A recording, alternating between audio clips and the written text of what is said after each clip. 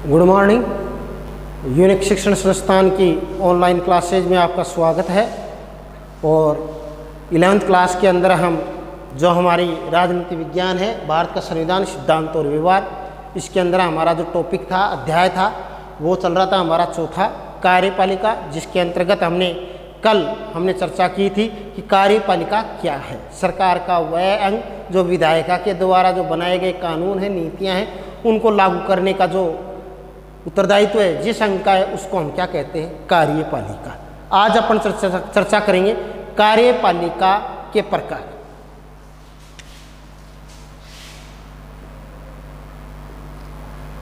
कार्यपालिका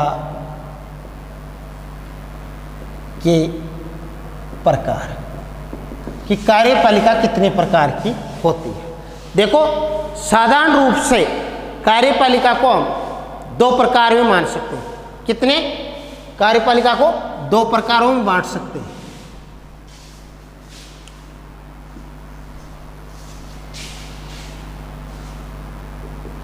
दो प्रकार कौन कौन से हैं कार्यपालिका? एक तो सामूहिक नेतृत्व के सिद्धांत पर आधारित है, एक तो है सामूहिक नेतृत्व, सामूहिक नेतृत्व के सिद्धांत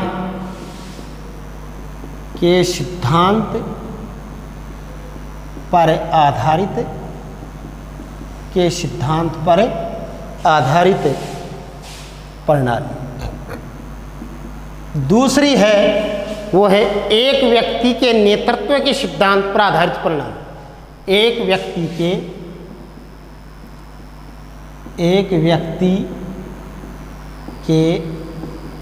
नेतृत्व पर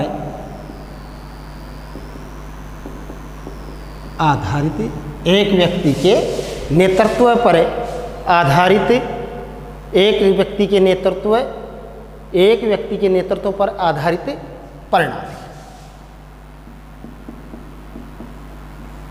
इसमें एक व्यक्ति है, इसमें समूह है। सामूहिक नेतृत्व के अंतर्गत इसको दो भागों में बांट सकते हैं। कितने भागों में बांट सकते हैं भाई? सामूहिक नेतृत्व के आधार पर इसको दो पार्टों में बांट सकते हैं। कितने पार्टों में? दो में बांट सकते हैं इसको। सामूहिक नेतृत्व, समूह के आधार पर कार्यों का नेतृत्व करना। समूह में एक होता है एक व्यक्ति के द्वारा ही नेतृत्व करना, संपूर्ण कार्यों की संपूर्ण शक्तियां एक व्यक्ति में नहीं तो होना, वो हो गई एक व्यक्ति के नेतृत्व पर आधारित प्रणाली होगी। तो सामूहिक नेतृत्व के ऊपर जो आधारित प्रणाली है, उसके अंदर है एक तो संसदीय व्यवस्था। संसदीय व्यवस्था जिन देशों में पाई जाती है। एक है अर्ध अध्यक्षात्मक व्यवस्था। अर्ध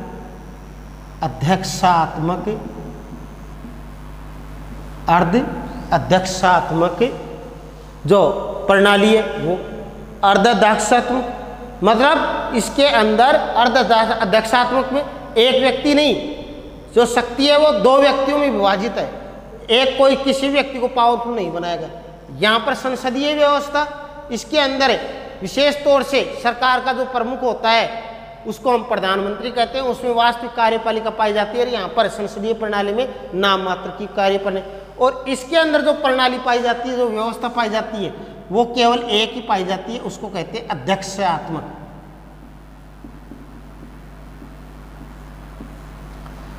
तो प्रणाली मीन्स व्यवस्था, संसदीय व्यवस्था, अर्धअध्यक्षात्मक व्यवस्था और अध्यक्षात्मक व्यवस्था। ये कार्यप्रणाली के कार्यपालिका के प्रकारों को हम विशेष तौर से समूह के आधार पे, एक व्यक्ति के आधार पे, समूह के अंदर कुछ व्यक्तियों के अंदर जो कार्यपालिका मौजूद होती है, यहाँ भी कुछ व्यक्तियों में, परंतु यहाँ पे जो कार्यपालिका की जो वास्तविक शक्तियाँ और नाम मात्र की शक्तियों में भेद होता है। यहाँ पर नाम मात्र की और वास्तविक शक्तियाँ नहीं होती, दोनों में लगभग बराबर सी शक्तियाँ पाई जाती हैं। यहाँ पे एक ही व्यक्ति में शक्तियाँ पाई जाती हैं संपूर्ण कार्य करने की। तो इसके अंदर जैसे संसदीय व्यवस्था जिन देशों में पाई जाती है, जैसे भारत के अंदर संसदीय व्यवस्था पाई जाती है, तो यहाँ पर सरकार के प्रमुख को प्रधानमंत्री कहते हैं। संसदीय व्यवस्था जिन देशों में जो सरकार के प्रमुख को क्या कहते हैं, सरकार के प्रमुख को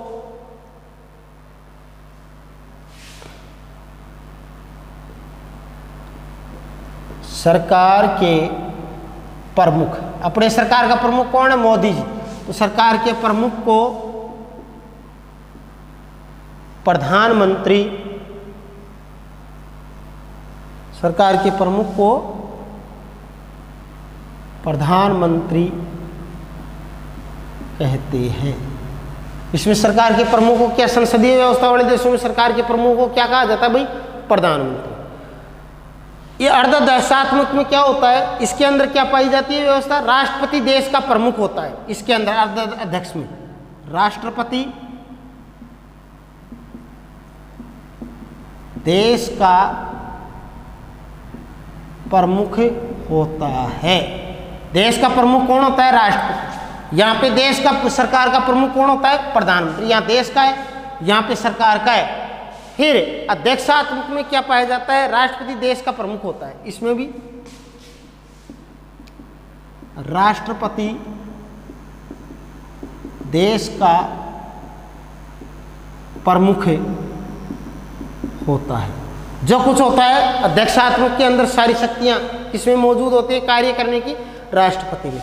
दूसरी जो कार्यपालिका के अंदर दूसरे जो इसकी विशेषता है वो विधायिका में बहुमत दल वाले दल का नेता होता है। विधायिका में जो कानून निर्माण करने वाला जो अंग है विधायिका, उसके अंदर जिस दल का बहुमत होगा वो उस दल का नेता होता है।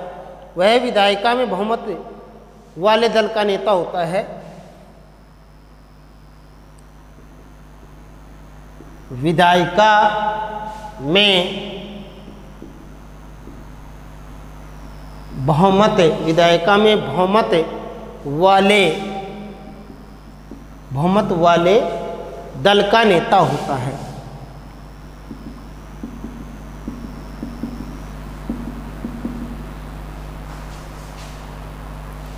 इसके अंदर अर्धध्यक्षात्मक में क्या पाया जाता है? प्रधानमंत्री सरकार का प्रमुख होता है।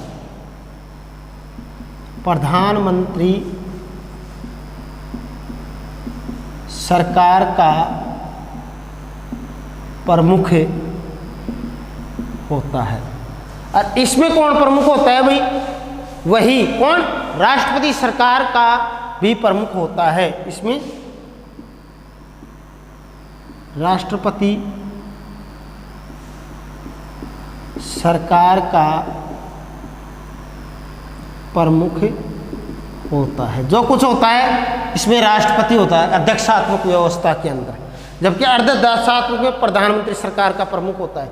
जबकि संसदीय व्यवस्था वाले देशों के अंदर जो कार्यपालिका का, जिस विधायी सदन के अंदर जिस दल का बहुमत है वो प्रमुख होता है। विधायिका में जिस दल का बहुमत है उस दल का जो प्रमुख होता है वही उसका प्रमुख होता है सरकार का भी। संसदीय व्यवस्था में अगली विशेषता है वह विधायिका के प्रति जवाबदेह होता है। वह कौन? प्रधानमंत्री विधायिका के प्रति जवाबदेह होता है।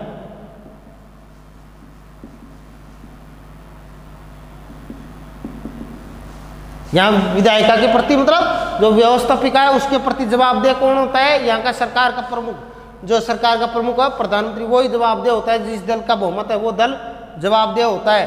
जबकि अर्धदेशात्मक में प्रधानमंत्री और उसकी जो मंत्रिपरिषद विधायिका के प्रति जवाबदेही होती है। इसके अंदर अर्धदेशात्मक क्या पाया जाता है? प्रधानमंत्री और उसकी मंत्रिपरिषद, प्रधानमंत्री और उसकी मंत्रिपरिषद, और उसकी जो मंत्रिपरिषद है प्रधानमंत्री और उसकी मंत्रिपरिषद विधायिका के प्रति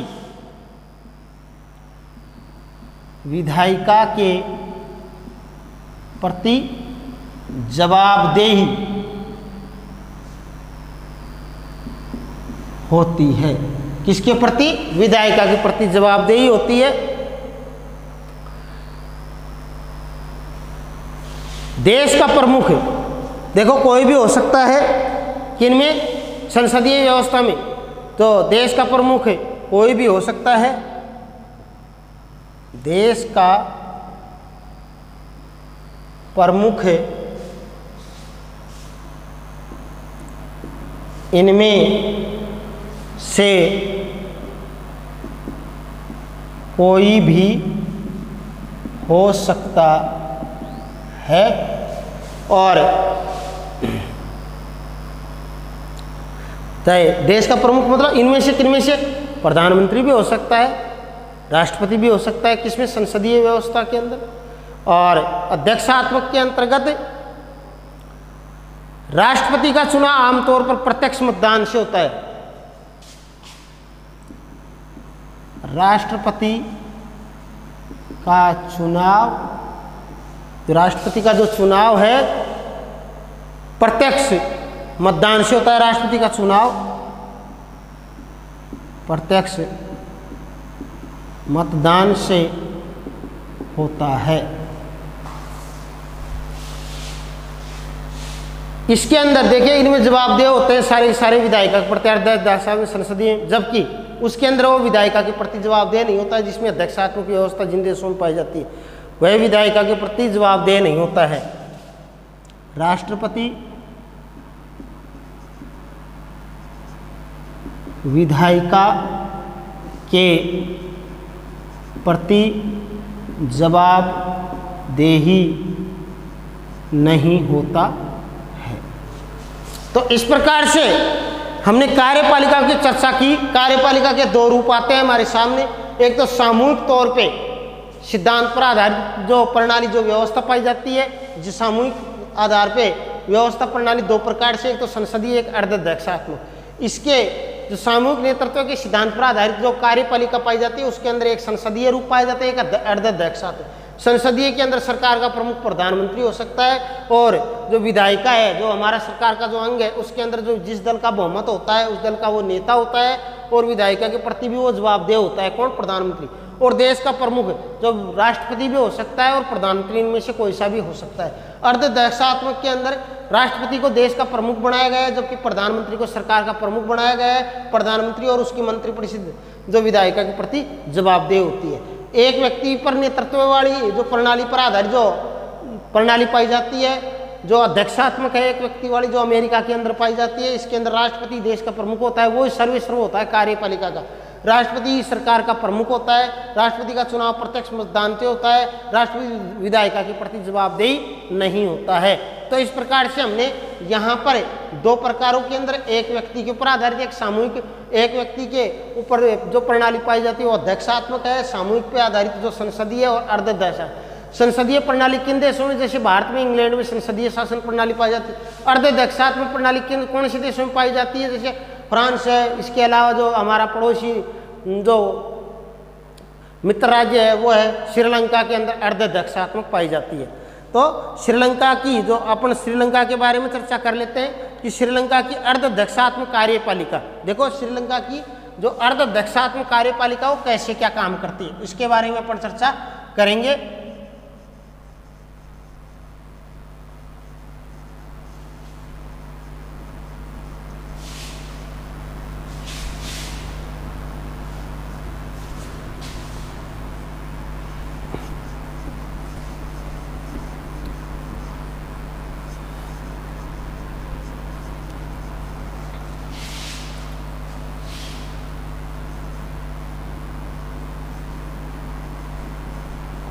जो श्रीलंका है,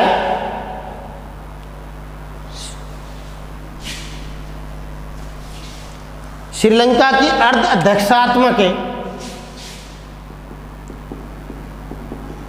श्रीलंका की अर्धअध्यक्षात्मक, श्रीलंका की अर्धअध्यक्षात्मक कार्यपालिका, इसके बारे में अपन चर्चा करेंगे। जैसे 1978 के अंदर श्रीलंका में संविधान का संशोधन करके अध्यक्षात्मक कार्यपालिका लागू की गई थी। तो श्रीलंका में श्रीलंका में अध्यक्षात्मक प्रणाली को कब अपनाया गया था, संविधान के अंदर संशोधन करके 1978 के अंदर। इस प्रणाली में जनता प्रत्यक्ष रूप से राष्ट्रपति को चुनती है। जो अध्यक्षात्मक प्रणाली है इसकी प्रमुख विशेषता यह है कि यहाँ की जो जनता है वो प्रत्यक्ष रूप से राष्ट्रपति का चुनाव करती है। हमारे यहाँ पर प्रत्यक्ष रूप से राष्ट्रपति का चुनाव नहीं होता है, भारत के अंदर अप्रत्यक्ष रूप से जो जनता की चुने प्रतिनिधि हैं वो ही राष्ट्रपति का चुनाव करते हैं।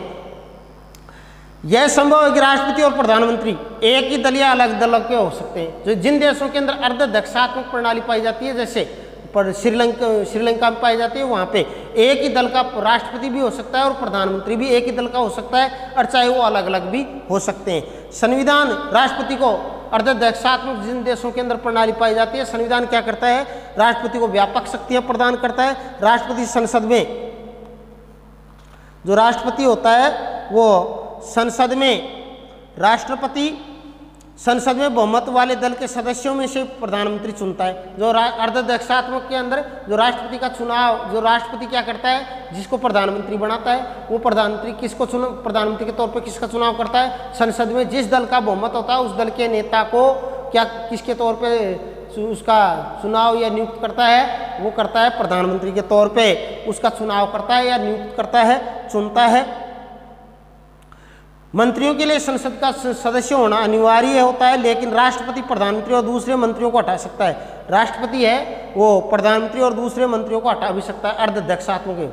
श्रीलंका के अंदर राज्य का निर्वाचित प्रधान और सशस्त्र सेनाओं का प्रधान सेनापति होने के अतिरिक्त राष्ट्रपति सरकार का भी प्रधान होता है। राष्ट्रपति का निर्वाचित प्रधान होता है एक तो, क्योंकि जनता वहाँ की निर्वाचन करती है। साथ में तीनों सेनाओं का प्रधान भी कौन होता है, राष्ट्रपति होता है। और इसी के साथ में वहाँ पर सरकार का प्रधान भी कौन होता है, अर्धदक्षात्मक के अंदर राष्ट्रपति होता है। राष्ट्रपति को श्रीलंका के अंदर कितने साल के लिए चुना जाता है, 6 साल के लिए चुना जाता है।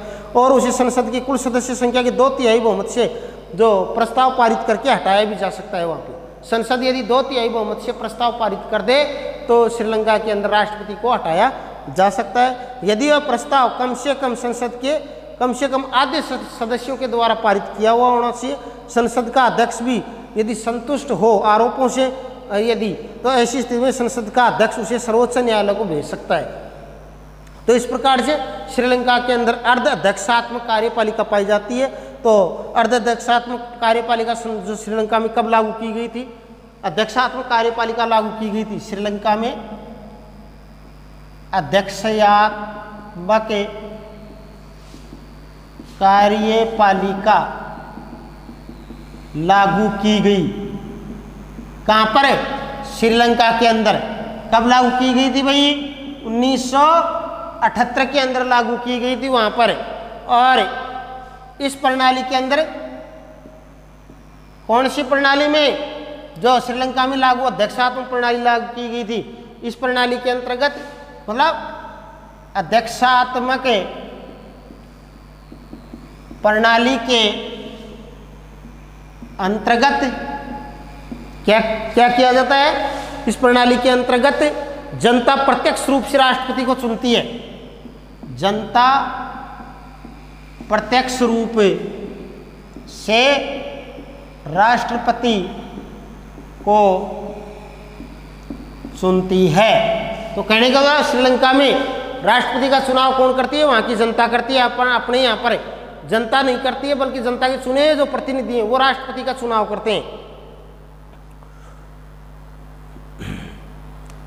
संविधान वहाँ का जो श्रीलंका का संविधान है राष्ट्रपति को व्यापक शक्तियां देता है। संविधान राष्ट्रपति को व्यापक शक्तियां प्रदान करता है। कौन, वहाँ का संविधान। किसको, राष्ट्रपति को, क्योंकि वहाँ पे अर्धदक्षात्मक प्रणाली अपनाई जाती है। श्रीलंका में कैसी है, पूर्ण रूप से दक्षात्मक नहीं है भाई, वहाँ पर अर्धदक्षात्मक प्रणाली अपनाई गई है श्रीलंका के अंदर। राष्ट्रपति संसद में बहुमत दल वाले सदस्य में से प्रधानमंत्री चुनता है। राष्ट्रपति और क्या करता है, राष्ट्रपति संसद में बहुमत, संसद में जिस दल का बहुमत है उसमें से राष्ट्रपति संसद में बहुमत वाले दल के सदस्यों में से बहुमत वाले दल के सदस्यों में से, जिस दल का बहुमत है उन सदस्यों में से प्रधानमंत्री चुनता है, उन सदस्यों में से प्रधानमंत्री चुनता है। तो प्रधानमंत्री का चुनाव कौन करता है? राष्ट्रपति। जिस दल का संसद में बहुमत, जबकि पूर्ण अध्यक्षात्मक व्यवस्था जो अमेरिका में पाई जाती है वहां पे प्रधानमंत्री पद होता ही नहीं है, प्रधानमंत्री किसी को नहीं बनाया जाता है, वहां पे केवल राष्ट्रपति होता है। इसी कारण से यहाँ पे, क्योंकि यहाँ पे संसद के अंदर भी बहुमत होने के कारण जो बहुमत दल का जो सदस्य है, नेता है, उसको प्रधानमंत्री के तौर पर राष्ट्रपति चुनता है। तो इसलिए इस प्रकार से संसदीय भी हो गया और अध्यक्षात्मक व्यवस्था भी। अध्यक्षात्मक इसलिए हो गई क्योंकि यहाँ पे राष्ट्रपति का चुनाव कौन करता है? यहाँ की जनता करती है। तो यहाँ पर तो अध्यक्षात्मक दिखाई दे रहा है, परंतु यहाँ का जो सरकार का प्रमुख जो प्रधानमंत्री होता है उसका चुनाव राष्ट्रपति करता है। परंतु राष्ट्रपति किसको चुनता है? जिस दल का बहुमत है। तो यहाँ संसदीय व्यवस्था, संसदीय और अध्यक्षात्मक दोनों का मिला जुला रूप दिखाई दे रहा है। तो इस कारण से इसको हम क्या कहते हैं? अर्ध अध्यक्षात्मक व्यवस्था।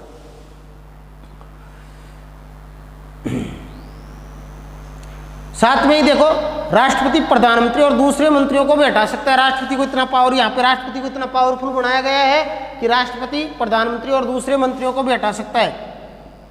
राष्ट्रपति प्रधानमंत्री व दूसरे मंत्रियों को भी हटा सकता है। यह किसका, इसका मतलब यहाँ पे प्रधानमंत्री की बजाय पावरफुल किसको बनाया गया है? राष्ट्रपति को। कहाँ पर? श्रीलंका के अंदर। क्योंकि इसी कारण से हम कह सकते हैं कि यहाँ पे अर्ध अध्यक्षात्मक व्यवस्था है। साथ में जो यहाँ के राज्य का निर्वाचित प्रधान कौन है भाई? राष्ट्रपति। क्योंकि जनता यहाँ के राष्ट्रपति का निर्वाचन करती है, तो इसलिए वो राज्य का निर्वाचित प्रधान होने के कारण तीनों सेनाओं का सेनापति भी होता है। कौन? राष्ट्रपति। और सरकार का प्रधान भी होता है राष्ट्रपति। यहाँ पर सरकार का प्रधान भी होता है। कौन? राष्ट्रपति, सरकार। और राष्ट्रपति का जो कार्यकाल है कितने वर्ष के लिए चुना जाता है? श्रीलंका में राष्ट्रपति 8 वर्ष के लिए, 6 वर्ष के लिए, राष्ट्रपति 6 वर्ष के लिए चुना जाता है। राष्ट्रपति 6 वर्ष के लिए, 6 वर्ष के लिए चुना जाता है। और साथ में यहां पर देखो, संसद की कुल सदस्य संख्या की 2/3 बहुमत से, संसद की कुल सदस्य संख्या के 2/3 बहुमत, संसद की कुल सदस्य संख्या के 2/3 बहुमत से पारित प्रस्ताव द्वारा राष्ट्रपति को हटाया जा सकता है। तो यहां पर देखो, यहां पे किसको पावरफुल बना दिया? संसद को। तो यहां पर संसद भी पावरफुल है, राष्ट्रपति भी पावरफुल है। कहने का मतलब इस कारण से कि पूर्ण रूप से राष्ट्रपति को पूरी शक्तियां प्रदान नहीं की गई हैं, जबकि अमेरिका के अंदर जो अध्यक्षीय व्यवस्था पाई जाती है वहां पे राष्ट्रपति को पूरी शक्तियां प्रदान की गई। यहाँ पे कुछ क्षेत्रों के अंदर, कुछ विषयों में संसद को पावरफुल बनाया गया है और कुछ क्षेत्र के अंदर राष्ट्रपति को पावरफुल बनाया गया है। ऐसी स्थिति के अंदर जो व्यवस्था बनती है उसको कहते हैं हम अर्ध अध्यक्षात्मक, कि पूर्ण रूप से अध्यक्षात्मक नहीं, अर्ध अध्यक्षात्मक। क्योंकि यहाँ का जो संसद में बहुमत दल वाले नेता को प्रधानमंत्री बनाया जाता है तो संसद का रूप भी दिखाई देता है, और यहाँ की जनता प्रत्यक्ष रूप से राष्ट्रपति को चुनती है, तो इसलिए यहाँ पे अध्यक्षात्मक रूप भी दिखाई देता है। राष्ट्रपति को बहुत कुछ पावरफुल बनाया गया है, वह मंत्रियों और अन्य मंत्रियों को भी, प्रधानमंत्री और अन्य मंत्रियों को भी हटा सकता है और उनका चुनाव भी कर सकता है। साथ में संसद के अंदर यदि राष्ट्रपति को भी कमजोर किया गया है यहाँ पे संसद के द्वारा, कि संसद चाहे तो 2/3 बहुमत पारित करके और राष्ट्रपति को पद से हटा सकती है। तो इसलिए यहाँ पे संसदीय व्यवस्था भी और अध्यक्षीय व्यवस्था दोनों का रूप दिखाई पड़ता है। कहाँ पर? श्रीलंका के अंदर। ऐसी स्थिति में ऐसी व्यवस्था जहाँ पे संसदीय व्यवस्था भी पाई जाती है कुछ हिस्सा, और कुछ हिस्सा अर्ध अध्यक्षात्मक पाया जाता है, ऐसी व्यवस्था वाले देश को हम क्या कहते हैं? अर्ध अध्यक्षात्मक व्यवस्था। ये श्रीलंका के बारे में हमने आज जानकारी प्राप्त की है। और कल हम चर्चा करेंगे कि जो कार्यपालिका की प्रकृति कैसी क्या है, इसके बारे में कल चर्चा करेंगे। धन्यवाद।